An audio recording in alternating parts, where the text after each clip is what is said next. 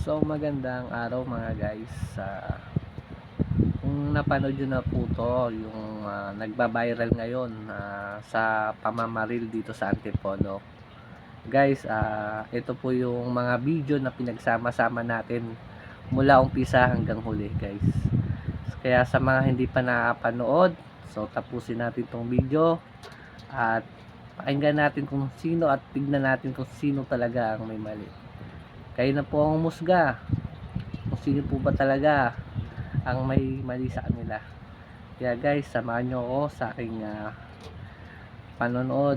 Yan guys, umpisa na natin na manood. Let's go.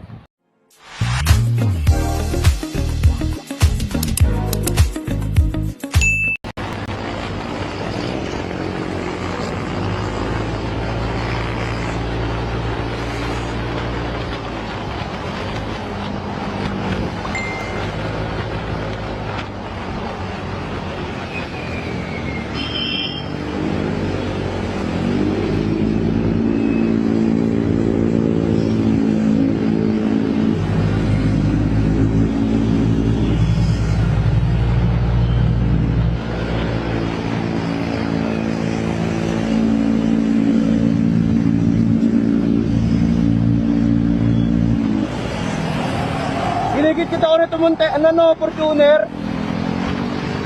Ginigit kita ko. Oo, ayan o. Giniliran ako.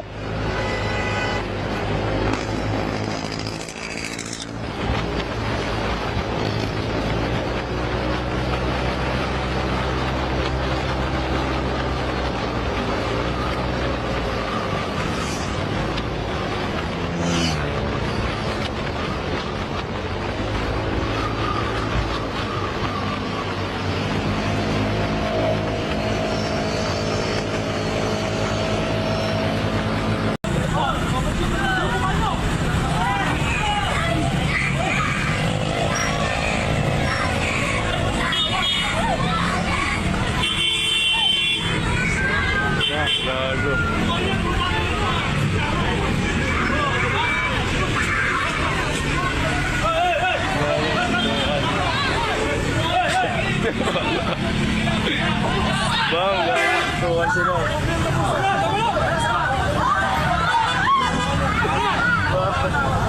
Grabe suntukan. Yeah, okay na.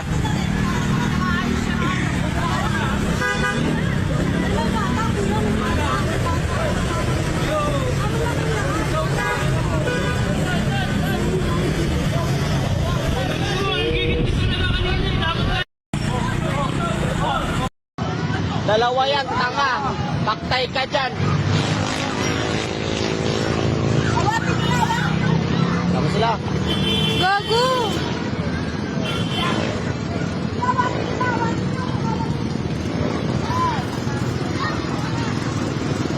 Live sa Antipolo! Ay, nakaputi yan namin. Ay, gago. Oh! Oh! Oh! Gago, ayaw talaga. Hala!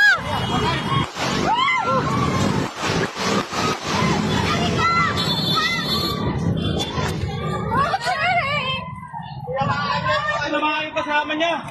Babae. Hala! Tira mo na. Tira mo. Nasaan na yun? Ayun na, walang tanong. Nasaan? Nasaan? Ayun. Malalaki na yun. Lumapit ka. Ayun! Kuya, boleh niyo, kuya!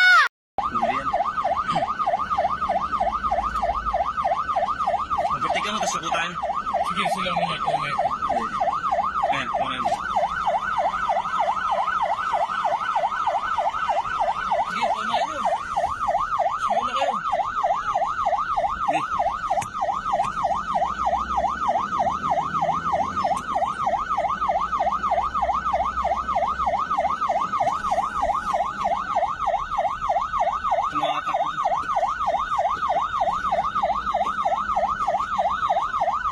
Tama ang kapare ha. Sige.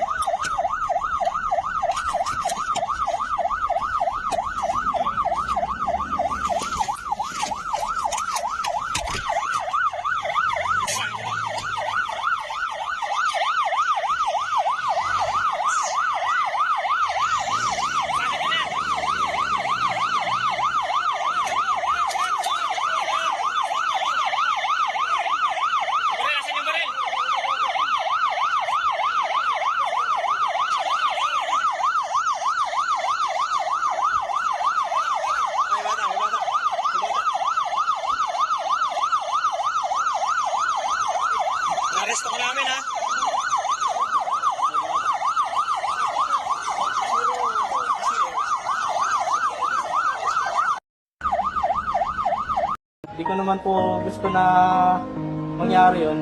Nablanko na po talaga ako eh. Kasi ang sakit na ng katawan ko na sa bugbog po nila eh. Ayun po, tsaka ko po kinuha yung baril ko sa may sasakyan. At pinotektahan ko na lang din po yung sarili. Hindi ko naman po gusto. So ayan mga guys, malungkot talagang pangyayari guys. Nasa huli po talaga yung pagsisisi. Ayan guys, ayan, nahuli na po si Sir yan. Talagang nagsisi rin po siya. Nadala lang siya ng sakit ng daw ng kanyang katawan dahil sa nabugbog siya.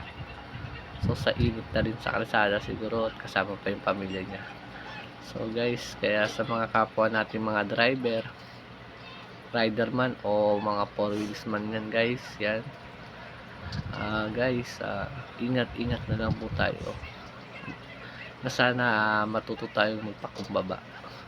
Na kahit na tayo ay diyado guys, pilitin pa rin natin na iwasan guys. Hanggat maaari, iwasan na natin guys. Lalo't hindi natin alam kung may dala ba yan o wala. Ako, araw-araw akong nasa kalsada guys. Talagang kahit kami na nabangga guys, natuto pa rin kaming magpakumbaba guys.